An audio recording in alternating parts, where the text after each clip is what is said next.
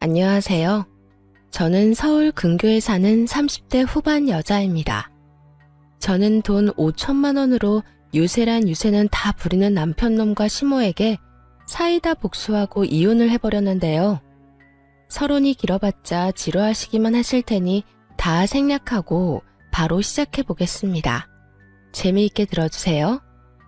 남편과 저는 회사 생활을 하며 만난 커플이었어요. 같은 회사는 아니었고 같은 건물 안에서 일을 하고 있었는데 어느 날 남편이 커피를 자꾸 주더라고요.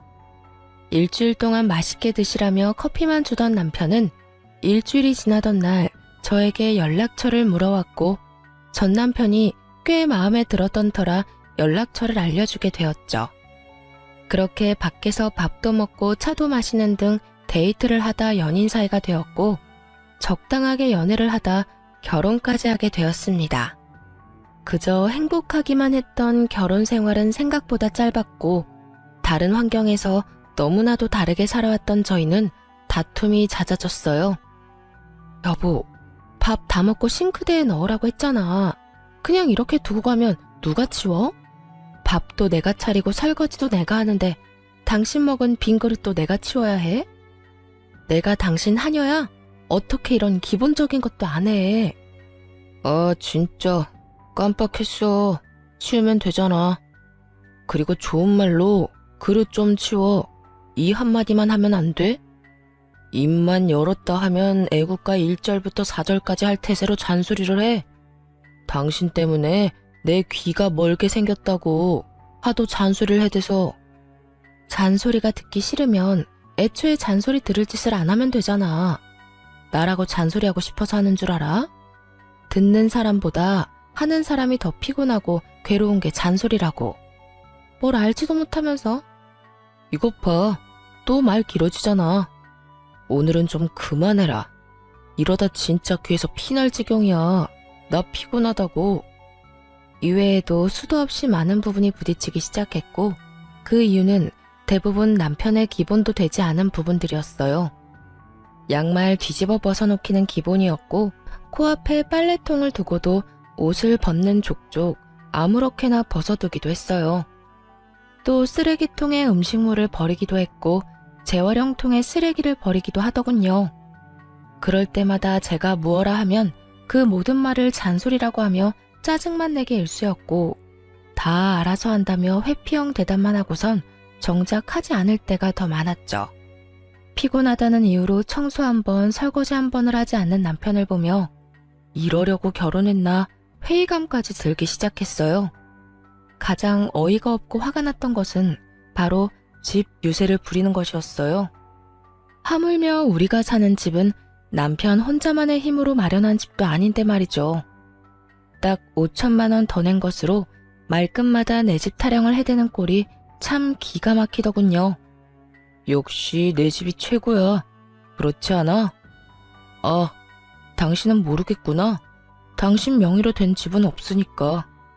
명의는 당신 명의라도 이 집 우리 반반 내서 마련한 거 잊었어? 왜 계속 그런 식으로 말해? 당신이 그러니까 나 기분 나쁘려고 해. 반반은 아니지. 우리 집 돈이 5천만 원 더 들어갔잖아. 조금이라도 더 많이 낸 사람 지분이 더 많은 게 당연한 거 아니야? 그러니 당연히 여긴 내 집이 맞잖아. 명의도 내 명의고 말이야. 그러니까 나한테 잘해. 자꾸 잔소리만 하면 집에서 쫓아내버린다. 잘났다 잘났어. 내가 말을 말지. 당신 편할 대로 생각해. 그렇게 생각해서 당신이 행복하다면 됐다 됐어. 초반엔 좋은 게 좋은 거라 넘겼지만 저런 일이 계속 반복되니 더는 농담으로도 들리지 않고 짜증이 확 나더라고요. 남편이 강조하는 5천만 원도 다 사연이 있었어요. 결혼을 할 당시에 모아둔 돈으로 집을 마련하기엔 턱없이 부족했던 저희는 대출을 내서 집을 마련하기로 했는데 그 사실을 양가 부모님께서 아시곤 도움을 주셨었죠. 친정에서 보태주신 돈 중 5천만 원 가량을 가전 가구를 포함한 결혼식에 필요한 비용으로 쓰게 된 것이었죠. 그래서 엄연히 말하자면 정확히 반반 결혼을 한 것이었어요. 그런 집이었지만 집을 마련할 당시 시모는 공동 명의가 아닌 남편 명의로 하라고 난리를 부려대더라고요. 아들, 명의는 당연히 네 명의로 하는 거지. 원래 집은 남자 명의로 하는 거야. 요즘 젊은 애들 공동 명의 타령들 해대는데 엄마는 절대 싫다. 네 명의로 해. 알겠지? 알겠어. 알겠다고. 당신도 괜찮지? 괜찮아. 공동 명의보단 당신 명의로 하는 게 세금도 그렇고 여러모로 괜찮을 것 같네. 막무가내로 우겨대는 시모를 보며 황당하기도 했지만 그땐 이혼을 하게 될 거라곤 상상하지도 못했고 좋은 게 좋은 거란 생각을 하고 있던 터라 시모의 말에 따라 남편의 명의로 하게 되었죠. 세금 문제가 있기도 했고요. 대신 남편에게 신혼집은 엄연히 공동 명의이며 만약에 상황이 온다면 정확히 반반 나누기로 한다는 각서를 쓰게 했습니다. 하지만 남편 놈은 그깟 종이 쪼가리가 뭐가 대수냐고 생각하는 것인지 집 유세는 하늘 높은 줄 몰랐고 전 그런 남편을 보며 정이 뚝뚝 떨어지는 것을 느끼고 있었어요. 그것까지만 해도 내 발등 내가 찍었다며 결혼을 후회하고도 남을 텐데 시모까지 제 후회의 보탬이 되어주기 시작하더라고요. 시모는 우리 집을 제 집이라고 생각하는 것인지 틈만 나면 들락날락하며 사람을 괴롭히기 시작했어요. 그날도 시모는 연락 한 통 없이 집으로 들이닥쳤고 당연하다는 듯 저를 부려먹기 시작하더라고요. 어머님, 연락도 없이 무슨 일이세요? 저희가 집에 없으면 어쩌시려고요? 주말인데 너희가 어딜 가겠어? 그리고 우리 아들한텐 연락했는데 못 들었니? 네, 별말 안 했는데 들어오세요. 그런데 정말 무슨 일이세요? 무슨 일 있어요? 내 아들 집 오는데 무슨 이유가 필요하니? 우리 아들은 뭐 하니?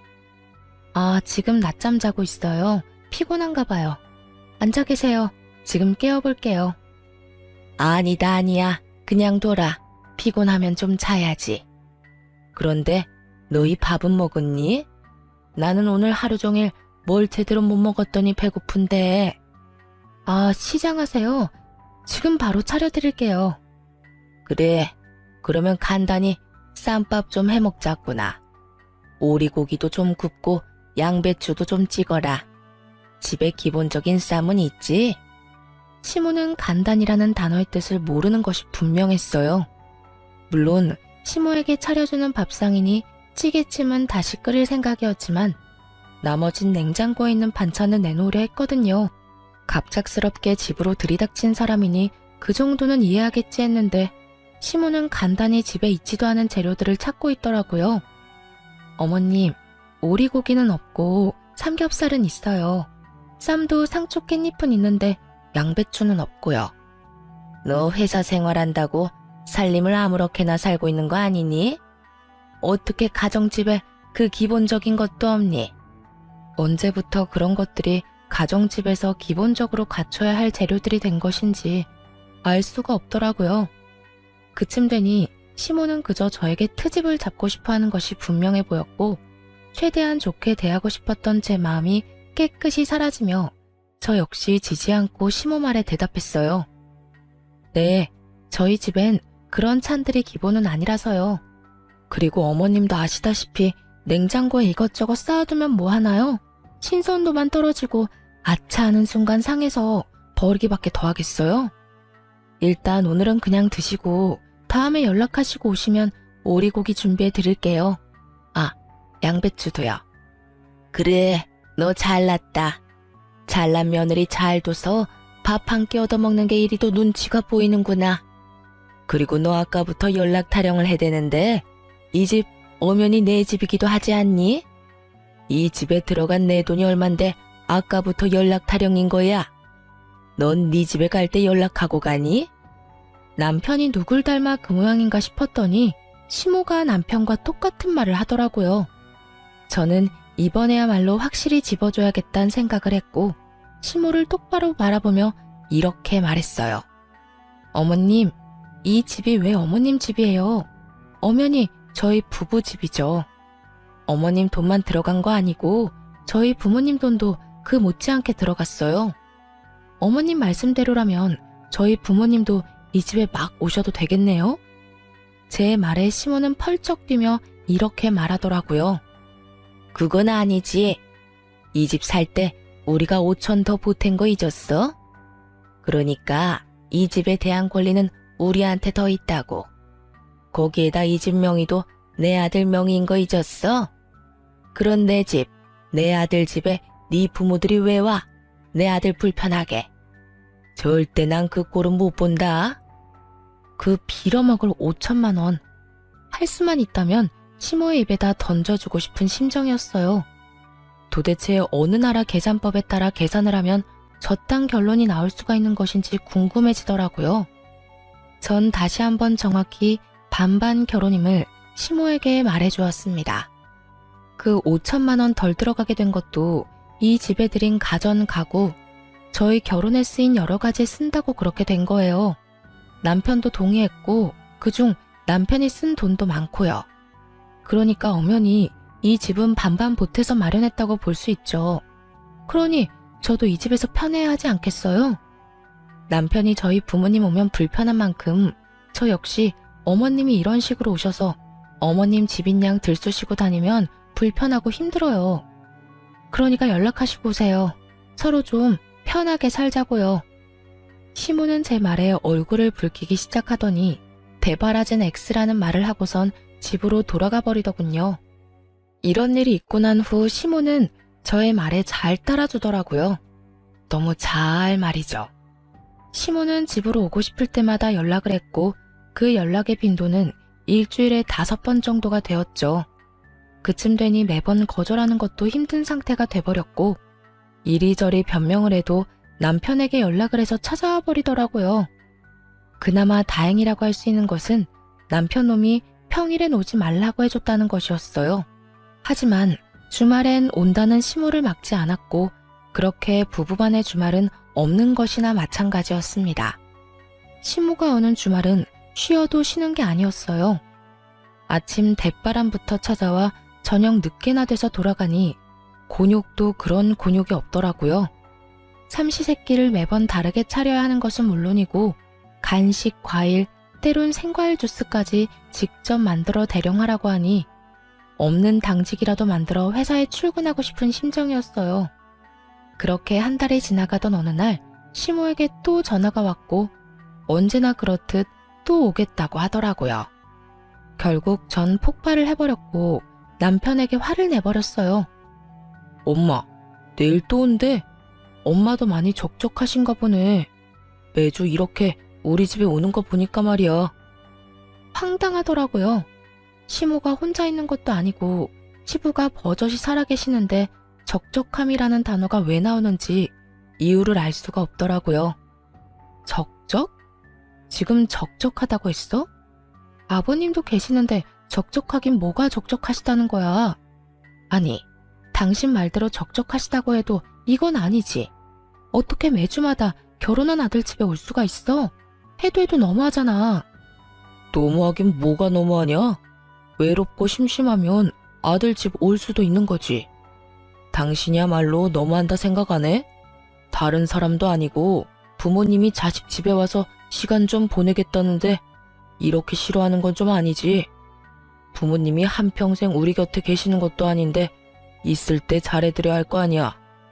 돈 드는 것도 아니고 그저 집에 와서 시간 좀 보내고 싶다는데 그냥 그러려니 하고 넘어가. 그러려니? 당신 같으면 그러려니가 되겠어? 나 지난 한 달 동안 주말에 단 하루도 못 쉬었어. 하루가 뭐야? 깨어있는 시간 내내 제대로 쉬지도 못했다고. 당신만 회사 다니니? 나도 회사 다녀. 나도 일하는 사람이라고. 나도 주말에 쉬어야 하는데 어머님 때문에 제대로 쉬지를 못하고 있다고. 그런데 그러려니? 말이면 다인 줄 알아? 좀 적당히 좀 해, 적당히. 무슨 여자가 입만 뗐다 하면 말이 길어져? 적당히 할 줄을 몰라? 내가 일해서 엄마 온다고 할 때마다 그냥 오라고 하는 거야. 엄마라도 와야 당신이 조용하니까. 그제야 남편 놈이 죽어라 시모를 집에 오게 한 이유를 알겠더라고요. 아니, 잔소리를 하고 싶어서 하는 사람이 세상 천지 어디에 있나요? 다들 알다시피 잔소리를 듣는 사람도 피곤하겠지만 잔소리를 하는 사람도 그 못지않게 피곤하고 감정이 상하는데 남편은 전혀 그런 생각은 하지도 않고 그저 제 잘못으로 몰아가고 있더라고요. 뭐? 당신 지금 그걸 말이라고 해? 내가 틀린 말 했어. 당신 잔소리 심하게 하잖아. 그러니까 우리 엄마 오는 게 싫으면 잔소리 좀 하지 마. 그러면 우리 엄마 보고 오지 말라고 할 테니까. 남편은 도리어 저에게 화를 내며 저만 이상한 사람으로 몰아갔고 저는 이런 순간마다 이혼이라는 단어가 절로 떠오르게 되었어요. 하지만 그때마다 이런 걸로 이혼까지 해야 하나 하는 생각이 들기도 했고 바보 같은 미련 때문에 이혼을 쉽사리 결정할 수도 없었어요. 그렇게 피곤한 일상을 보내던 어느 날 친정 부모님께서 연락이 왔더라고요. 딸, 어디야? 집이야? 엄마, 나 집인데 왜? 오려고? 아빠랑 볼일 보러 나왔는데 마침 근처라서 잠시 들려도 될까 해서 전화했지. 너희한테 줄 것도 있고 해서 말이야. 혹시 피곤하니? 아니, 피곤하기는. 얼른 와요. 기다리고 있을게. 집으로 오신 부모님은 양손 가득 먹거리와 함께 영양제 등 몸에 좋은 것들을 사가지고 오셨고 전 이런 부모님을 그냥 보내기가 싫어 식사를 하고 가시라고 했어요. 부모님도 저희 집에 처음 오셨던 터라 구경도 할 겸 시간을 보내다 가겠다 하시더라고요. 저는 부모님과 대화를 나누는 와중에도 온 신경이 안방에 가 있었어요. 왜냐하면 부모님이 오셨단 걸 뻔히 아는 남편놈이 인사는커녕 안방에서 나오지도 않고 있었기 때문이었죠. 도대체 이게 무슨 경우인가 싶더라고요. 이건 정말 선을 넘는 행동이잖아요. 그래서 전 부모님의 눈치를 살피다 안방으로 들어가게 되었고 방에서 침대에 누워 휴대전화를 보며 낄낄거리는 남편을 보는 순간 화가 머리끝까지 치솟았어요. 당신 지금 뭐해? 우리 아빠 엄마 오는 소리 못 들었어? 들었어. 태연해도 너무 태연한 목소리였어요. 남편은 굳이 길게 말하지 않았지만 그래서 어쩌라고 라는 뒷말이 들리는 듯 하더군요. 전 밖으로 목소리가 새어나가지 않도록 조용히 남편에게 말했어요.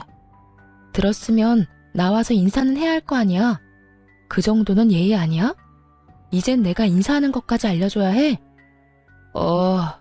나 피곤하단 말이야. 그냥 나 잔다고 그래. 깊게 잠들어서 못 깨운다고 하면 되잖아. 정 안 되겠으면 그냥 나 없다고 그래. 내가 아예 안 나갈 테니까. 당신 지금 그걸 말이라고 해? 아무리 피곤해도 우리 아빠 엄마가 왔는데 인사도 안 할 수가 있어. 불편한 걸 어떻게 해. 나 불편한 거 싫단 말이야.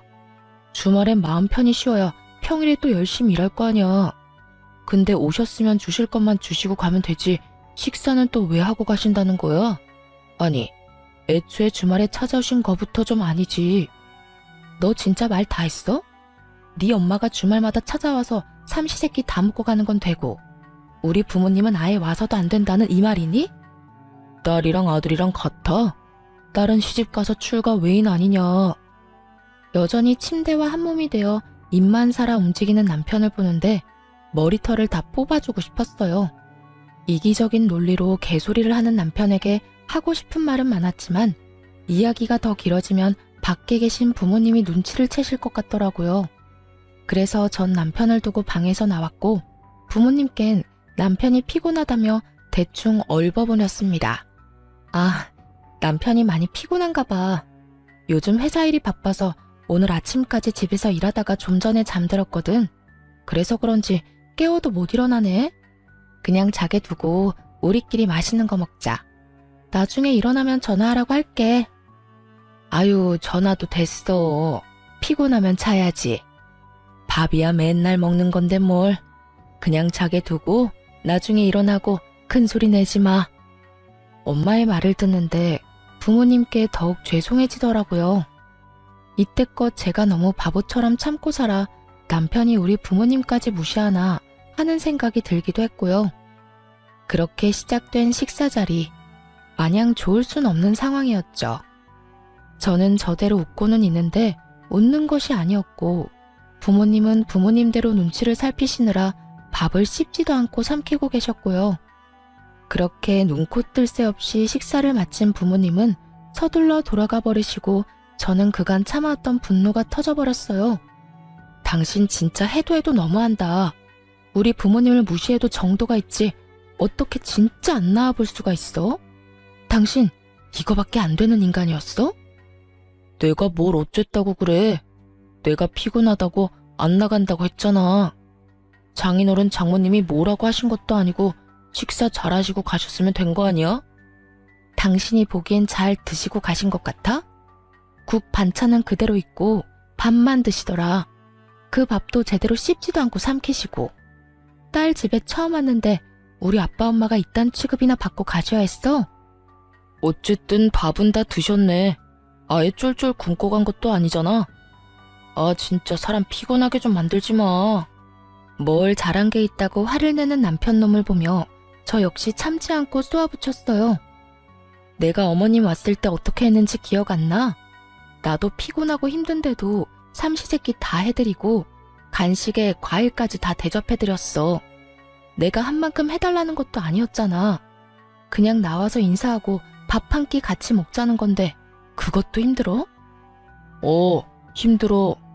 솔직히 말해서 나 당신 부모님들이랑 마주보고 밥 먹는 거 불편하고 힘들어서 너무 싫다고. 그리고 내가 우리 엄마 왔을 때 그렇게 해달라고 했냐? 당신이 착한 며느리병 걸려서 알아서 다 한 거 아니야? 혼자 미움받기 싫어서 다 해놓고선 이제 와서 왜 나한테 이래? 그렇게 싫었으면 당신도 나처럼 아예 방에서 안 나오면 되는 거잖아. 사랑하는 남자의 부모님이기에 잘 대접하고 싶었던 저의 마음을 착한 며느리병이라고 하더군요. 그런 남편의 비수꽂는 말을 듣는데 제 마음속 무언가가 와장창 깨지는 느낌이 들었어요. 착한 며느리병? 당신 정말 그렇게 생각하고 있었어? 와, 진짜 내가 기가 차서 말이 안 나온다. 난 있잖아. 착한 며느리병도 아니고 칭찬받고자 한 일도 아니었어. 난 그저 내가 사랑하는 남편의 부모님이니까 내가 힘들고 지쳐도 할 수 있는 것까진 최선을 다해 대접해드리고 싶어서 그랬던 거라고. 그러니까 누가 그렇게 하라고 했어? 앞으로 하지 말라고. 그렇게 힘들고 지치는데 왜 해? 당신 바보야? 바보? 그래, 당신 말이 다 맞네. 내가 바보였네. 알겠어. 그러면 앞으로 나도 당신처럼 어머님이 오든 말든 안방에서 안 나와도 상관없다 이거지? 알겠어. 당신 후회하지 마. 후회는 무슨? 당신이 어떻게 하든 후회 안 할 테니까 앞으로 당신도 내가 어떻게 하든 상관하지 마. 결국 남편은 잠자고 있던 제 코털을 건드렸고 전 결혼하고 처음으로 시모의 방문을 기다리게 되었습니다. 며칠 뒤 기다리고 기다리던 시모에게서 집으로 온다는 연락이 왔고 전 안방 열쇠와 먹거리를 챙겨 안방에 들어가 문을 잠가버렸어요. 네, 저는 남편이 권한 대로 그리고 남편이 제 부모님께 한 그대로 하기로 한 것이었죠. 여보, 엄마 왔어. 나와. 여보, 엄마 왔다니까. 뭐 하는 거야 도대체? 문이 왜 잠겨있지? 여보, 여보, 여보! 남편은 밖에서 문을 두드리며 소리를 질러댔고 전 휴대전화로 보고 있던 동영상 소리를 최대치로 올려버렸어요. 이게 무슨 소리야? 쟤 지금 방에서 TV 보고 있니? 이게 감히 시어머니가 왔는데 이게 무슨 짓이야? 어디 버르장머리 없게 인사는커녕 얼굴도 안 내밀어. 저게 나를 무시해도 유분수지. 이게 뭐 하는 짓이야? 시모는 노발대발하며 갖은 험한 말들을 쏟아내고 있었고 남편 역시 자기가 한 짓은 기억나지도 않는 것인지 지치지도 않고 문을 두드리더군요. 그렇게 1시간쯤 지났을까요? 시모가 이를 바득바득 깔며 이렇게 말했어요. 내가 가만히 있을 줄 알아? 두고 봐 너. 시모가 돌아가는 소리가 들리고 문을 열고 거실로 나갔더니 남편놈이 씩씩거리며 저를 쏘아보더라고요. 당신 미쳤어? 이게 뭐 한 짓이야? 뭐 하는 짓이긴 다 당신한테 배우고 당신이 시킨 대로 하는 짓이지. 뭐? 당신이 그랬잖아. 다음에 어머님 오시면 나한테도 안방에서 나오지 말라며. 당신 시킨 대로 한 것뿐인데 왜 화를 내? 그 말을 곧이 곧대로 믿는 사람이 어디 있어? 그냥 한 말이잖아. 그냥 당신 잔소리 듣기 싫어서 아무렇게나 나오는 대로 한 아무 의미 없는 말. 당신한텐 아무 의미 없는 말일지 몰라도 나한테는 아니었어. 그러게 말을 할 땐 생각을 좀 하고 말을 하지 그랬어. 아, 그리고 어머님껜 당신이 잘 말해줘. 나 회사 일로 너무 피곤해서 휴대전화로 TV 보다가 깊게 잠들어서 몰랐다고 말이야. 아니다. 그렇게 문을 두드리고 고함을 질러대는데 너무 말이 안 되나? 그냥 문 따고 들어가니까 기절해 있었다고 그래. 그래서 병원 다녀왔다고 하면 되겠네. 하여튼 좀 부탁할게. 남편은 자기가 한 짓이 그제야 생각나는지 아무 말도 하지 못하고 그저 저를 계속해서 쏘아보더라고요. 그렇게 쏘아보기만 하던 남편놈은 그나마 생각이란 건 있었는지 시모에게 연락을 해 제가 시킨 대로 알고 보니 제가 잠시 혼절해 병원에 다녀왔다고 거짓말을 했고 시모는 믿는 듯 넘어가더군요. 아무래도 아들이 그렇게 말을 하니 의심쩍긴 하지만 믿고 넘어가는 듯 했어요. 믿지 않았다면 진작 연락이 와 노발대발 화를 냈을 텐데 따로 연락이 오지 않을 뿐더러 찾아오지도 않았으니까요. 그렇게 남편과의 신경전이 계속되며 이혼이 가까워지던 어느 날 한동안 잠잠했던 시모에게서 연락이 왔더라고요. 예, 회사니? 네, 회사예요. 바쁠 테니 본론만 말아마. 집 비밀번호 뭐니? 네? 비밀번호요? 그건 왜요? 왜긴 왜야. 집에 들어가려고 그러지. 그러니까 주인도 없는 집에 왜 들어가시려고 하냐고요. 다름이 아니라 우리 장남이 이혼을 했다지 뭐냐. 아직 네 시아버지는 몰라서 잠시 거기서 지내야 하겠다. 산 넘어 산인 상황이었어요. 힘들게 시모를 못 오게 했더니 이젠 아예 시숙이 와서 살겠다고 하니 산 넘어 산이 아니겠어요? 가족끼리 어려우면 도울 수도 있다고들 하시는데 저 역시 그렇게 생각합니다. 그런데 저딴 시댁 식구를 가족이라고 할 수 있는 것인지 의문인 상황에서 시숙까지 데리고 살아야 한다는 건 말도 안 되는 소리일 뿐더러 절대 용납해서도 안 될 일이었죠. 아무리 상황이 그렇다고 해도 그건 아니죠. 제가 왜 아주버님까지 데리고 살아야 해요? 그것도 저희 집에서요. 얘가 아직도 이러네.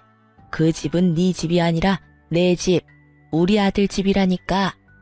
그러니까 내 아들이 거기서 지내는 건 어찌 보면 당연한 일 아니니? 그러니까 계속 같은 말 시키지 말고 얼른 비밀번호부터 말하거라. 어머님이야말로 말도 안 되는 소리 좀 그만하세요. 어찌되었든 전 비밀번호는 절대 못 알려드리니 그런 줄 아시라고요. 됐다. 내 아들한테 물으면 그만이지. 끊어라. 내가 너하고 무슨 대화를 하겠다고 너한테 전화를 했는지. 괜한 시간 낭비만 하고 기분만 상했어. 시모는 전화를 끊어버렸고 불안한 마음에 남편에게 전화를 해보니 다행히도 전화를 받더라고요. 여보, 어머님 연락해와서 우리 집 비밀번호 알려달라고 하면 절대 알려주면 안 돼? 갑자기 이게 무슨 소리야? 우리 엄마가 비밀번호를 알려달라고 한다고? 왜? 아주버님 이혼하셨는데 아직 아버님이 몰라서 한동안 우리 집에서 지낸다잖아. 이게 말이나 돼? 하여튼 당신 비밀번호 절대로 알려주지 마. 알려주기만 해봐. 나 진짜 가만히 안 있어. 틀린 말도 아닌데 왜 이렇게까지 매정하게 굴어. 평이 오갈 데가 없으면 우리 집에서 지내는 게 당연한 거 아니야? 설마 했더니 남편 역시 시모와 별반 다르지 않은 말을 뱉어내고 있더라고요. 오갈 데가 없는 시숙이 왜 우리 집에 살아야 하냐고 따져봤자 돌아올 대답은 뻔했기에 전 그저 제 뜻을 확실하게 전해주기로 했습니다. 뭐? 당신 진짜 미쳤어? 그 집이 당신 혼자 사는 집이야? 그 집 우리 부부 집이야. 그런 집에 왜 아주버님이 사냐고. 난 싫어. 나 진짜 싫다고 했어. 가르쳐주면 나 진짜 가만히 안 있을 거야. 이거 엄포 아니고 진짜 진심으로 하는 말이야. 내가 비밀번호 알려주면 이혼이라도 하겠다는 말처럼 들린다. 이혼? 왜? 못할 것 같아? 난 그 생각도 충분히 하고 있거든? 그러니까 절대 알려주지 마. 그러든가 말든가 알아서 해. 난 알려줄 테니까. 여기까지만 해도 충분히 화가 나는데 바로 이어지는 남편의 말은 정말 가관이었어요. 이혼? 웃기고 있네. 네가 얼마나 계산적인 여잔데 집을 포기하면서까지 이혼하겠어? 집 내 명의인 건 알고 있지? 이혼도 네 입에서 나와서 난 위자료 줄 필요도 없고 집 명의도 내 명의라서 이혼하면 넌 한 푼도 못 받아. 그런데도 할 수 있을 거라 생각해? 정말 남편은 저에 대해서 뭘 몰라도 한참 모른다는 생각이 들더라고요. 그 순간 전 비로소 이혼을 결심하게 되었고 마음 준비를 끝내고 집으로 갔습니다. 집에는 예상대로 남편 시숙 시모가 웃으며 TV를 보고 있었고 저를 본 시모는 숨쉬듯 자연스럽게 밥을 하라고 하더군요. 저는 무건수행을 하듯 아무 말도 하지 않은 채 밥을 차렸고 그런 저를 보며 시모는 제가 들으라는 양 큰 소리로 이렇게 말을 하더라고요. 진작 저렇게 고분고분하게 굴었으면 얼마나 좋았을 거야. 구박은 구박대로 받고 일은 일대로 하고 다 자기가 이 사태를 만든 거지 뭐. 하여튼 저리 현명하지 못하니 저 고생을 하는 거 아니겠어? 저래서 회사는 어떻게 다니나 몰라. 시모의 말에 시숙과 남편은 깔깔거리며 웃어댔지만 전 그러거나 말거나 상을 차렸어요. 밥상이 다 차려진 것을 본 세 사람은 누가 먼저라고 할 것도 없이 자리에 앉았고 제가 만든 국과 밥을 먹은 세 사람은 동시에 고함을 질러대기 시작했어요. 이게 무슨 맛이야? 당신 요리하면서 간 안 봤어? 맵고 짜고 이게 다 뭐야? 도저히 먹을 수가 없잖아. 그러게요, 재수씨. 이건 도저히 못 먹겠는데요. 이건 음식이 아니라 테러에 가까워요. 넌 진짜 제대로 하는 게 뭐니? 내 아들한테 이때까지 이딴 음식 해 먹인 거니? 마음보가 고약하면 음식이라도 잘해야지. 뭐 하나 내세울 것도 없으면서 대체 뭘 믿고 시집을 온 건지. 내가 요즘 너만 보면 한숨이 나온다. 그래요. 저는 그들을 위한 마지막 만찬으로 소태밥, 청양고추국, 간장을 들이부은 반찬을 만들어 상을 차렸던 것이었어요. 제발 이거라도 먹고 정신 차리란 뜻이었죠. 세 사람은 저에게 짜증을 내고 있었고 전 숟가락을 신경질적으로 내려놓으며 이렇게 말했습니다. 저라고 뭐 다르겠어요? 어머님은 한숨만 나오겠지만 저는 어머님 보면 화병이 날 것 같다고요. 그리고 이 음식들이 마음에 안 들어도 다 드세요. 마지막 만찬이라 특별히 신경 쓴 거라고요. 마지막 만찬이라니 너 그게 무슨 말이냐? 뭐 무슨 이혼이라도 하겠다는 말이야? 네, 저 이혼하려고요. 그러니 이혼한 두 아들 끌어안고 잘 사세요. 행복하게 잘. 자극적인 음식에 물만 벌컥벌컥 마셔대던 남편놈은 제 입에서 이혼 소리가 나오자 물잔을 내려놓고선 저에게 따져묻기 시작했어요. 당신 진짜 왜 그래? 아까 내 말 다 듣고도 이혼하겠다는 말이 나와? 당신 나하고 이혼하면 땡전 한 푼 없이 쫓겨나는 거랑 마찬가지라고.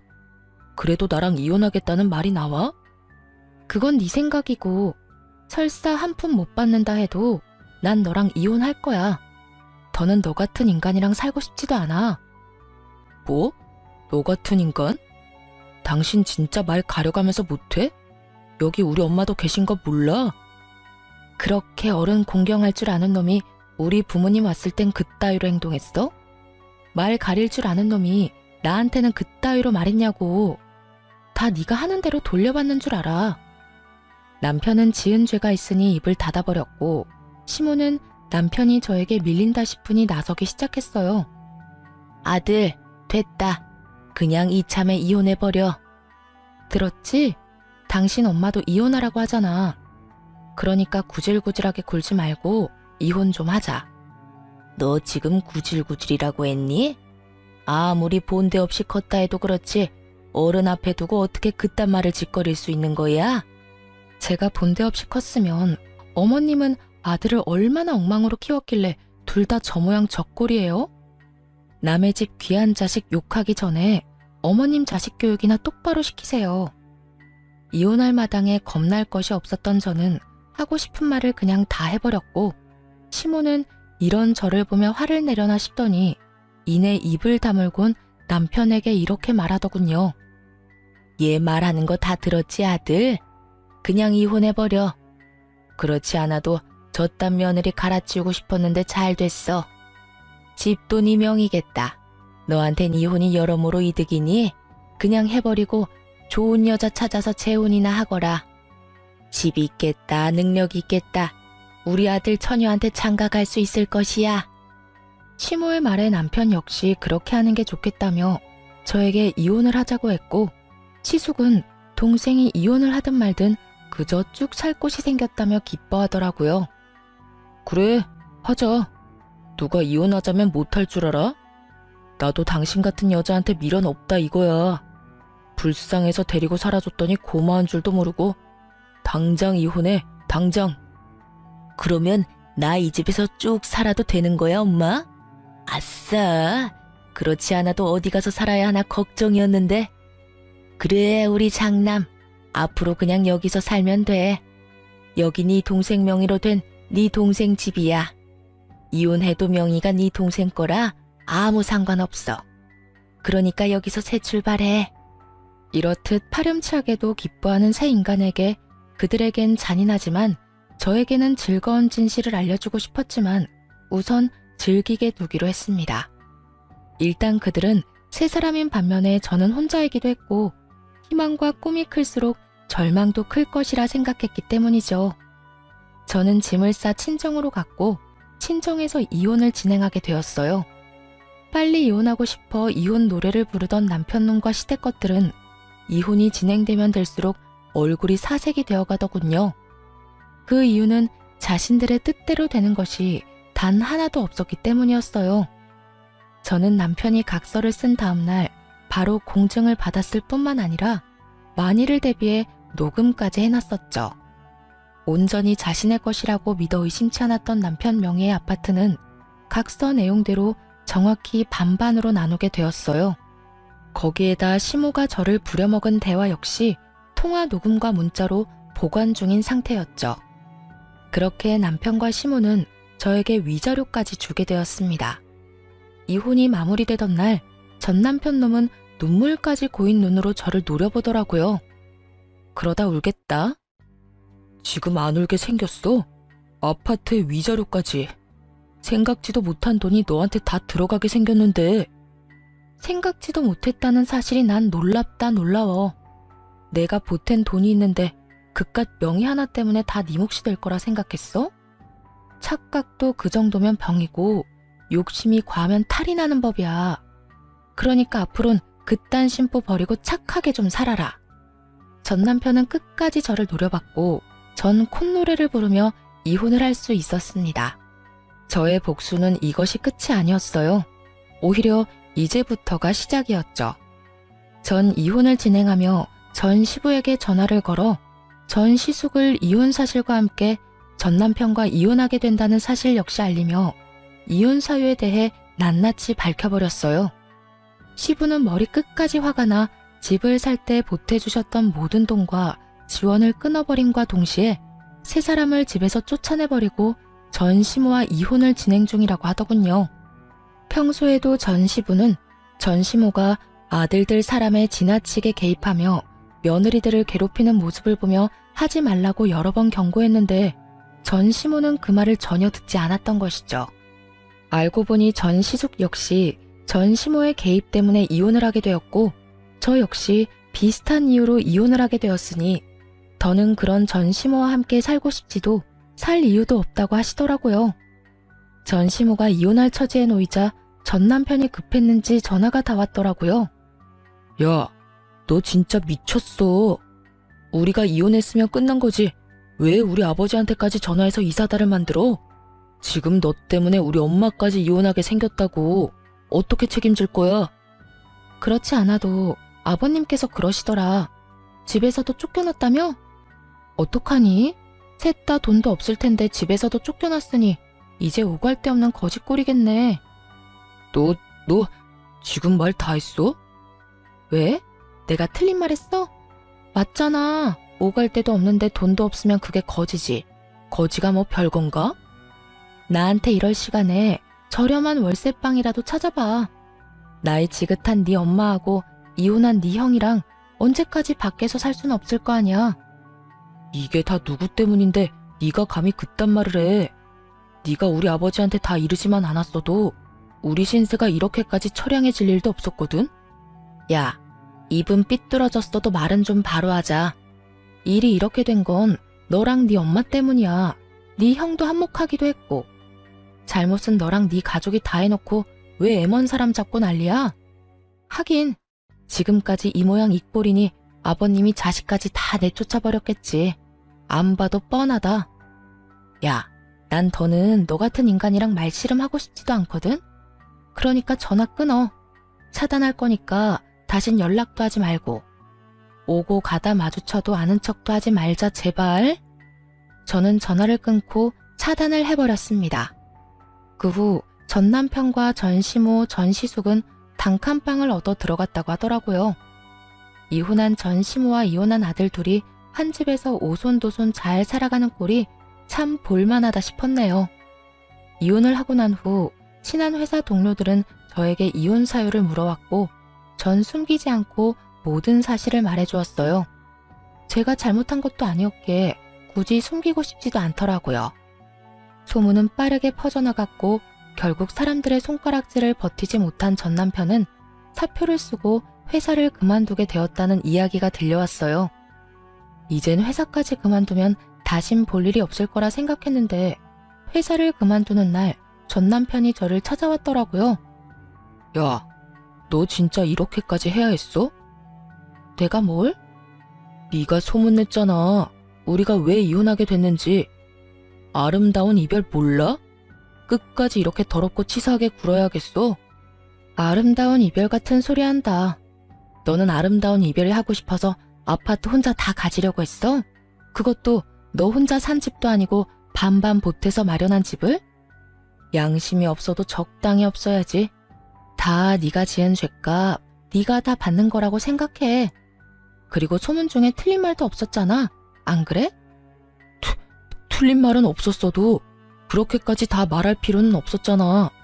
그냥 성격 차이라고 해줄 수는 없었어? 그래도 우리가 살았던 정이 있는 건데 이렇게까지 나를 끝까지 몰고 가야만 했었냐고.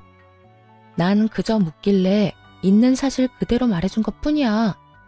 그리고 소문이 어떻듯 당신 당당했잖아.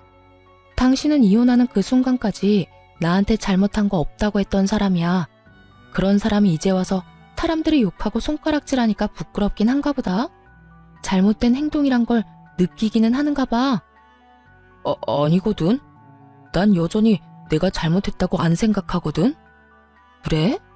그렇게 생각해서 당신 마음이 편하다면 그렇게 생각해. 이젠 난 당신이 어떻게 생각하든 아무 상관도 없는 사람이니까. 그러면 난 바빠서 이만 가볼게. 이젠 다신 마주치지 말자. 돌아서는 제 뒤로 남편의 험한 말들이 들려왔고 전 머리 위로 가운데 손가락을 보여주며 대답을 대신했습니다. 그 한 방에 제 모든 울분이 날아가는 기분이 들더군요. 그 후 전 남편을 포함해 전 시댁 식구들의 소식은 들을 수 없었으나 어떻게 지낼지는 뻔했기에 굳이 알고 싶지도 않았어요. 그렇게 전 다시 화려한 싱글이 되었고 시간은 빠르게 흘러 이혼을 한 지 3년이 되었네요. 전 여전히 회사 생활을 하며 잘 지내고 있습니다. 요즘엔 여러 모임에 참석해 사람들과 즐거운 시간을 보내며 이혼의 아픔을 점점 잊어가고 있는 중입니다. 남편에 대한 미련은 없다고 하나 이혼을 마음먹게 되었던 과정부터 이혼을 하게 되는 과정까지 너무 힘든 일의 연속이었기에 처음엔 참 많이 힘이 들더라고요.